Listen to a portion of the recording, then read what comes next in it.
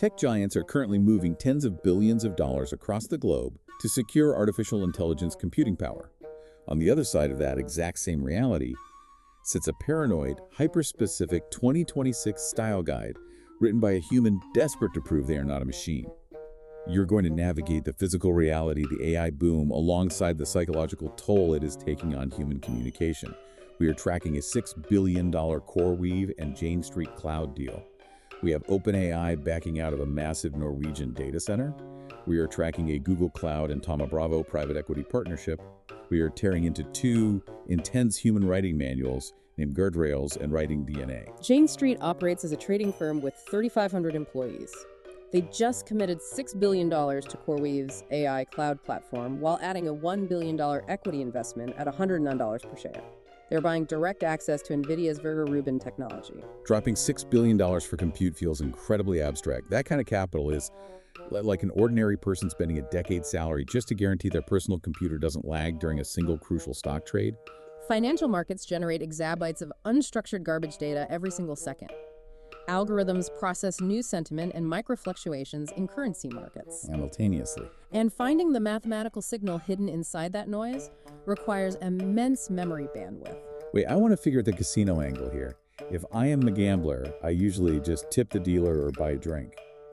Jane Street taking an equity stake in CoreWeave is like the gambler buying a stake in the casino's actual power grid. They secure the underlying infrastructure. They are doing that to make sure their specific slot machine never turns off. CoreWeave explicitly functions as a specialized high-performance compute provider.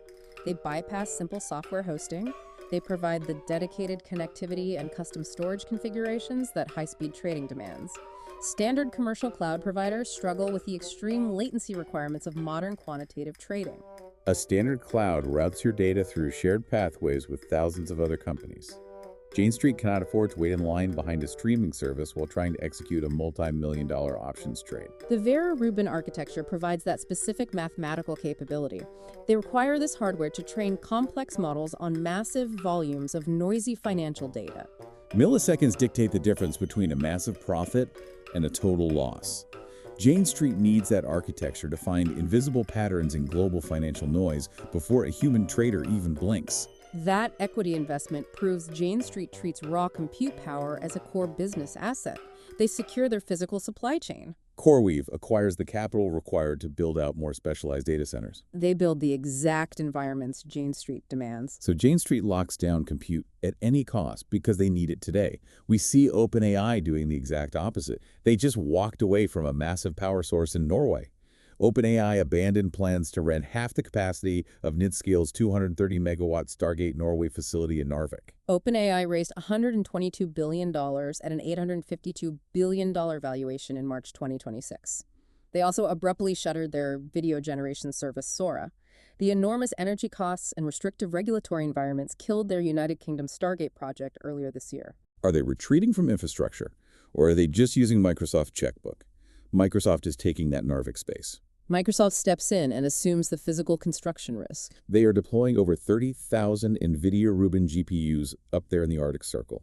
OpenAI already contracted $250 billion in Azure services. I'm trying to visualize the physical reality of a 230-megawatt facility. That is enough electricity to power hundreds of thousands of homes. Data centers generate immense amounts of heat. Cooling 30,000 GPUs requires massive electricity and water resources.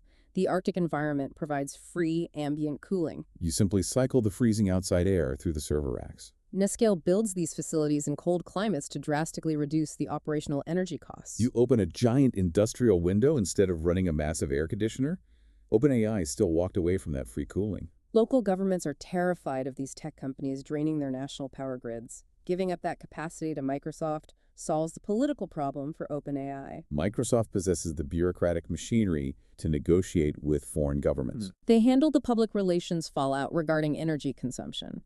OpenAI realizes they must focus entirely on model development instead of pouring billions into concrete and cooling systems.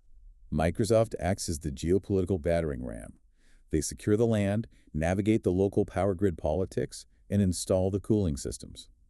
OpenAI retains access to the processing power without the massive capital expenditure of building the shell. They build the brains while Microsoft builds the skull. Dumping the hardware costs onto their biggest partner makes financial sense ahead of a potential 2026 IPO. You cannot run a highly profitable software business if you are constantly building physical power plants in the Arctic.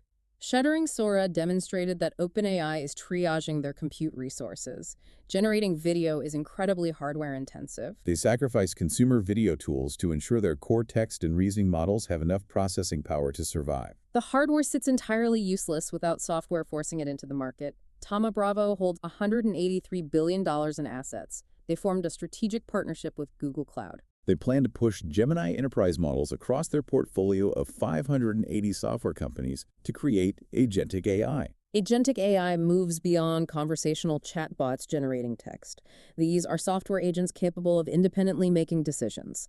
They navigate networks, alter code, and execute tasks without requiring human permission. Thoma Bravo targets the cybersecurity sector specifically. That isolated portfolio generates $8 billion in revenue from companies like Proofpoint, Darktrace, Ping Identity, and SailPoint. Wait, I need to pause on this integration.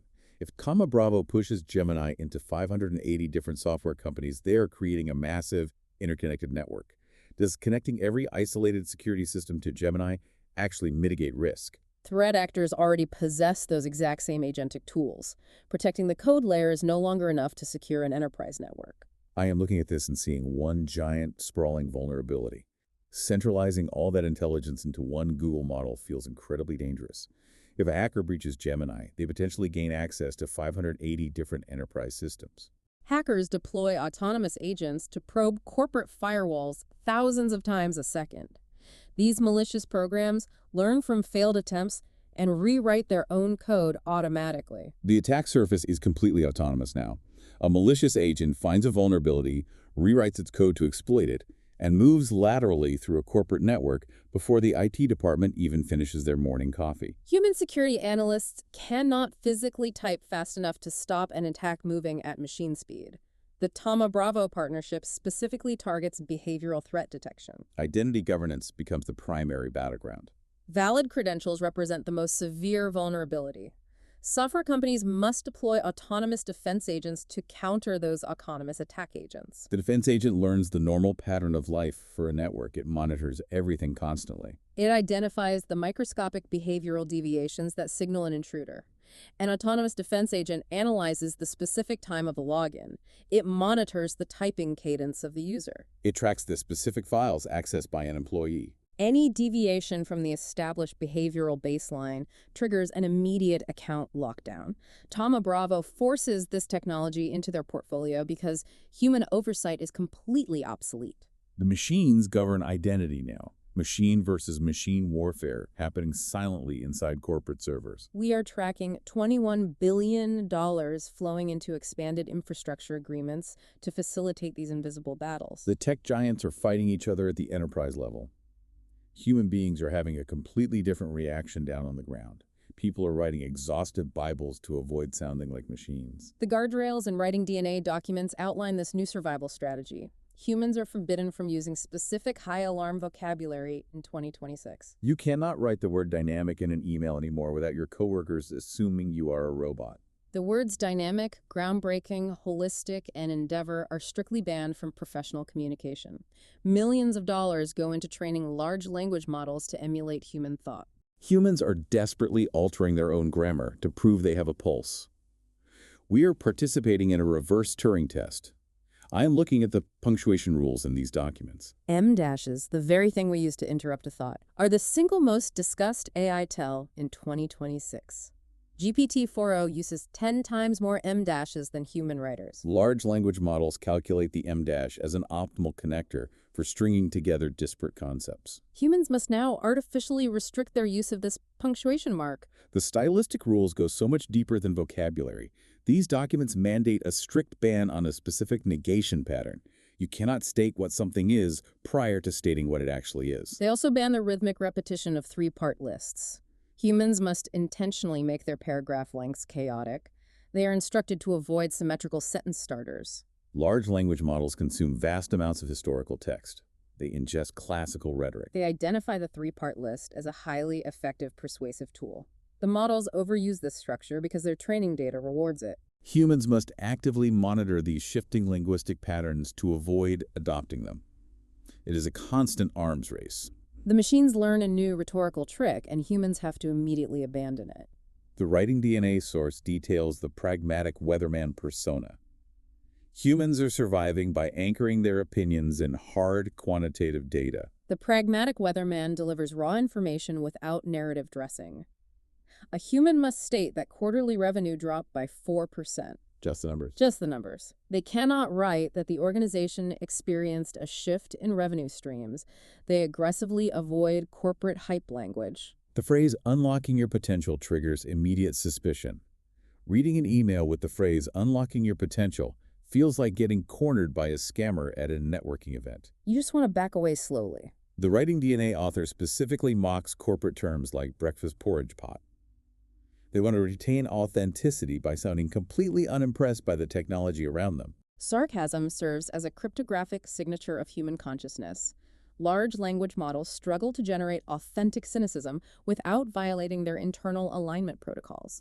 AI models prioritize helpful, positive, and constructive tones. Humans weaponize their own exhaustion as a security measure. Being slightly miserable in your emails proves you are human. A machine will always try to be cheerful. A human being writing a project update at 4:03 on a Friday will sound exhausted. People are desperate to signal their humanity through dry observational humor. They use blunt, jagged sentence structures. Polished grammar represents a direct threat to trust. Grammatical perfection was historically a status symbol. It indicated education and professionalism. Imperfection now functions as the ultimate premium indicator. Chaotic paragraph lengths demonstrate that a human being invested actual biological time into composing the message. Enthusiasm is dead in 2026 corporate emails. We're intentionally regressing our writing skills. If you send an email with perfect spelling and symmetrical paragraphs, your boss assumes you outsourced your brain to a machine? We intentionally spell things wrong. We leave off punctuation at the end of text messages. Sending a single lowercase sentence with a minor typo is the ultimate power move. It proves you typed it with your own thumbs. The disparity between the capital investment in machine intelligence and the psychological impact on human expression is severe. We build these mathematical systems to perfectly emulate our communication. We actively degrade our own communication to avoid sounding like them. Tech giants are securing the physical future of artificial intelligence with unimaginable wealth. They are deploying autonomous agents to fight invisible wars inside our computer networks. Ordinary people are aggressively deleting the word "furthermore" from their emails out of sheer survival instinct. As AI models continue to consume endless exabytes of human text, will our deliberate grammatical errors and chaotic sentence structures eventually become the exact pattern the machines learn to mimic?